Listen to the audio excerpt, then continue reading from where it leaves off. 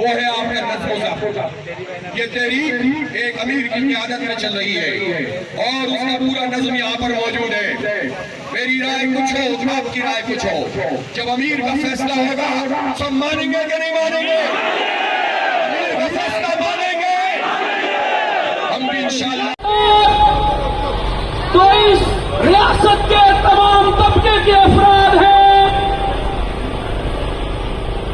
یہ انشاءاللہ کنٹینر آپ کے جذبوں کے آگے کچھ بھی نہیں ہے۔ ایک کنٹینر غازی ہے، دوسرے بیٹے گا، ایک قافلہ اسی طرح جوان جذبوں کے ساتھ خیر اقتدار اسلام آباد کے اندر داخل ہوگا۔ ہم جناب لیاقت فروغ صاحب نائب امیر جماعت اسلامی پاکستان، جناب عبدالواسع جنرل سیکرٹری جماعت اسلامی کے پی جناب عنایت اللہ خان صاحب پورے کرنے والے لوگ ہیں، اس لیے ہم نے جب طے کیا تھا کہ اسلام آباد میں آئیں گے تو ان کو کرنا پڑے گا۔ ایک یہ ہے اس تحریک میں جو ہم نے حضرت عوام کو تحریک شروع کر دی ہے، اس کی بنیادی بات یہ ہے کہ اس میں ہمیں پرامن رہنا ہے، چونکہ یہ سازش کریں گے اور امن کو خراب کریں گے اور ایشو سے پوری قوم کی توجہ ہٹائیں گے۔ ہم ایشو پہ سے توجہ نہیں، آئی پی پیس کو بند کرنا ہوگا، آئی پی پیس کو بند کرنا ہوگا، آئی پی پیس کو بند کرنا ہوگا، یہ کا بل کم کرنا ہوگا، یہ کا بل کم کرنا ہوگا، یہ کا بل کم کرنا ہوگا۔ لاکھ نہیں، ہزار نہیں، 1700 روپے کے اضافی ٹیکس لگا دیے گئے ہیں۔ آٹے پر ٹیکس، چینی پر ٹیکس، دودھ پر ٹیکس، پٹوریاں پر ٹیکس، ہاں کوئی چھوڑا نہیں۔ کربلا میں تو حضرت امام حسین رضی اللہ عنہ بند کر دیں۔ یہ پاکستان 25 کروڑ عوام کا پاکستان بجلی اب 77 روپے یونٹ، 77 روپے یونٹ، 77 روپے یونٹ، جب یونٹ اتنا مہنگا ہو جائے۔ بسم اللہ الرحمن الرحیم۔ راجن پور سے جماعت اسلامی کا قافلہ اس وقت اسلام آباد دھرنے کی تقریب کے اندر موجود ہے۔ دھرنے کی تقریب کا باقاعدہ آغاز ہو چکا ہے۔ موجودہ حکومت کے ہوش ربا بجٹ اور مہنگائی اور بد امنی کے طوفان کے نتیجے میں آج امیر جماعت کی کال پر ہم سب یہاں پر موجود ہیں، اور جب تک ہمارے مطالبات پورے نہیں ہوں گے ہم یہاں سے پیچھے ہٹنے والے نہیں ہوں گے انشاءاللہ۔ پاکستان کا مطلب کیا؟ لا الہ الا اللہ، پاکستان زندہ باد۔ جعلی حکومت ہے، یہ فراڈ حکومت ہے، یہ فارم 47 والی حکومت ہے، اسے تسلیم نہیں کرتے۔ ہم تو یہ بات اس لیے کہہ رہے ہیں کہ ہمارے پاس تو فارم 45 موجود ہیں۔ اگر اتنی ہمت ہے اور تم کہتے ہو کہ ہم عوام کے ذریعے سے حکومت میں آئے ہیں تو لے آؤ تم بھی فارم 45، اور ہم بھی لے آتے ہیں۔ بنا دو ایک جوڈیشل کمیشن، قوم کے سامنے اسی طرح سے کارروائی چلائیں جسٹس فائز عیسیٰ صاحب جس طرح بھی انہوں نے پچھلے چند مقدموں میں چلائی تھی۔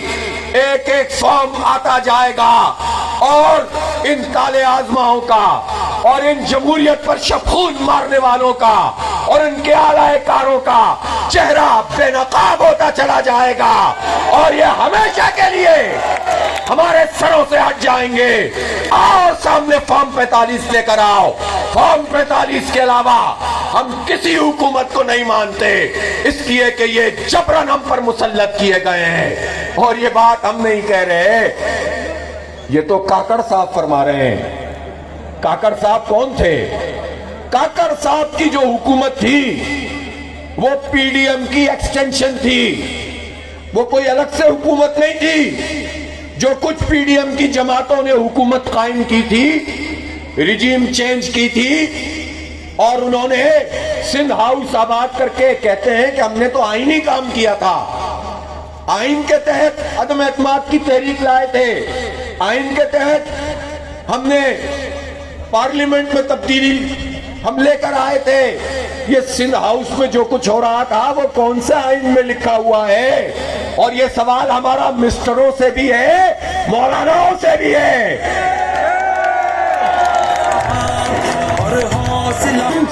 سندھ ہاؤس اور پنجاب ہاؤس آباد کر کے انسانوں کی قیمتیں لگاؤ گے، ہارس ٹریڈنگ کرو گے، لوٹے اور لٹیروں کو ہم پر مسلط کرو گے، اور پھر اس کے بعد 16 مہینے تباہ کر دو گے اس ملک کی معیشت کو، مزید IMF کا غلام بناؤ گے، مزید بجلی مہنگی کرو، مزید گیس مہنگی کرو، اور پھر اپنی ہی مرضی کی ایک کیئر ٹیکر گورنمنٹ لے آؤ، اور پھر وہ کیئر ٹیکر گورنمنٹ بھی کہے کہ ہم تو معیشت ٹھیک کرنا چاہتے ہیں، IMF کا مسئلہ ہے اس کو حل کرنا چاہتے ہیں، ان کی شرائط پوری کرنا چاہتے ہیں، عوام کو قربانی دینی چاہیے۔ بجلی کی قیمت بڑھائی، لوگ بل بلانے لگے، گیس کی قیمت 4 گنا بڑھا دی، پریشان ہو گئے لوگ، لوڈ شیڈنگ الگ ہے، برباد کر کے رکھ دیا، صنعتیں تباہ ہو رہی ہیں، چھوٹی صنعتیں تباہ ہو رہی ہیں، کہاں سے پورا کریں، کہاں سے مارکیٹ میں کمپیٹ کریں؟ یہ سب کچھ تباہی ہوئی۔ اور پھر کیا کام کیا؟ پھر یہ کام کیا کہ وہ گندم کہ جس میں ہم خود کفیل تھے کہ چلے کچھ نہیں تو اپنا اگا رہے ہیں، اپنا کھا لیں گے، گندم ہمارے پاس موجود تھی، کوئی 40-50 لاکھ ٹن موجود تھی، لیکن پھر بھی اسی کیئر ٹیکر گورنمنٹ نے جو PDM کا ایکسٹینشن تھی اس نے اس وقت پاکستان کو $1 بلین کا نقصان پہنچایا، جب ایک ڈالر کے لیے مارے پھر رہے تھے، بھکاری بنے ہوئے تھے ہمارے حکمران، کبھی ادھر جا رہے تھے کبھی ادھر جا رہے تھے۔ اس وقت $1 بلین جو تقریباً 275-280 ارب روپے بنتے ہیں، اس کا نقصان انہوں نے پہنچایا گندم امپورٹ کی۔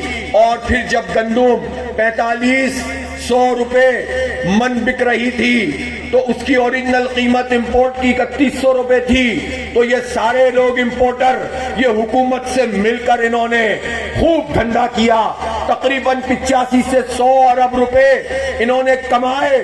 یہ اکیلے نہیں کمائے ہوں گے، سب کو بانٹے ہوں گے، جو جتنا ملک میں طاقتور ہے وہ اتنا حصہ وصول کرتا ہے۔ سب جانتے ہیں یہ کیا دھندا چل رہا ہے، سب جانتے ہیں یہ اس ملک کے وسائل کو، غریب کے خون پسینے کی کمائی کو کون لوٹ رہا ہے۔ عوام بہت غصے میں ہے، لیکن یہ چاہتے ہیں کہ یہ غصہ مایوسی میں بدل جائے، یہ چاہتے ہیں کہ نوجوان بس یہ کہیں کہ اس ملک سے جانا ہے، یہ کہیں کہ کوئی مستقبل ہمارا پاکستان میں نہیں ہے۔ نوجوانوں، یہ بہت بڑی سازش ہے، تمہیں اس ملک سے مایوس کر کے یہ مزید طاقت حاصل کر لیں گے، یہ مزید ہمیں غلام بنائیں گے۔ آؤ فیصلہ کر لو، ان لٹیروں کے خلاف مزاحمت کریں گے انشاءاللہ۔ وطن ہے تو آن ہے، حافظ نعیم تو میرے شہر کی جان ہے، تو عصمت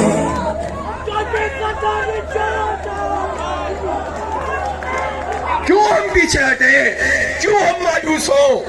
یہ ملک ہمارا ہے، ہمارے آباء و اجداد نے بنایا ہے، یہ ملک ہمارا ہے، ہمارے خون پسینے کی کمائی سے تم عیاشی کرتے ہو، تمہاری گاڑیاں، تمہارا پیٹرول، تمہارے رقبے، تمہاری عیاشیاں یہ ہمارے پیسوں سے ہیں، اس پر تم عیاشیاں کرتے ہو۔ بہت ہو گیا ہے، مزاحمت کریں گے، لیکن ہم وہ راستہ اختیار نہیں کریں گے کہ جس کے نتیجے میں یہ فائدہ اٹھاتے ہیں۔ ہم اسپلنٹر گروپ نہیں بنیں گے، یہ تو چاہتے ہیں کہ جمہوریت سے آپ مایوس ہو جائیں، یہ تو چاہتے ہیں انتخابات سے آپ مایوس ہو جائیں۔ یہ فارم 47 پر آنے والی حکومتیں مایوسیاں پھیلاتی ہیں، کیا فائدہ ووٹ ڈالنے کا؟ آنا تو انہی کو ہے، اس مایوسی سے ان کو فائدہ ہوتا ہے. کچھ لوگ پریشان ہو کر ملک چھوڑنے لگتے ہیں. 25 کروڑ لوگ ملک نہیں چھوڑ سکتے. تقریباً 18 کروڑ لوگ 35 سال تک کی عمر کے ہیں. یہ سب ملک نہیں چھوڑ سکتے. ہمیں یہی رہنا ہے, یہی جینا ہے, لیکن عزت سے جینا ہے, غلامی میں نہیں جینا انشاءاللہ. चल रहा है दुआ اسلحہ اٹھا لیں, کچھ منشیات کے عادی ہو جائیں, وہ بھی دستیاب کر دیتے ہیں. یہ کچھ لوگ اسلحہ اٹھا کر اسٹریٹ کرمنل بن جائیں, اسلحہ دستیاب کر دیتے ہیں کہ کرائے پہ لو اور جاؤ کاروائیاں کرو. یہ چاہتے ہیں کہ کچھ جگہوں پر لوگ پہاڑوں پہ چڑھ جائیں. یہ سارے کام اس بالا تر طبقے کو فائدہ پہنچانے کے ہیں. آؤ تہیہ کر لو, شعور کو پروان چڑھائیں گے, گھر گھر پیغام پہنچائیں گے اور پرامن سیاسی مزاحمت کا کلچر پیدا کریں گے. سڑکوں پہ مقابلہ کریں گے, تعلیمی اداروں میں مقابلہ کریں گے, مسجد کی محرابوں میں مقابلہ کریں گے. ہر جگہ ان کو ٹچ ٹائم دیں گے اور اپنی تحریک کو آگے بڑھائیں گے. تیار ہو اس کے لیے؟ مل کر مقابلہ کرو گے اس مافیا کا؟ کریں گے انشاءاللہ تعالی. اس لیے کہ یہ کام صرف جماعت اسلامی کر سکتی ہے.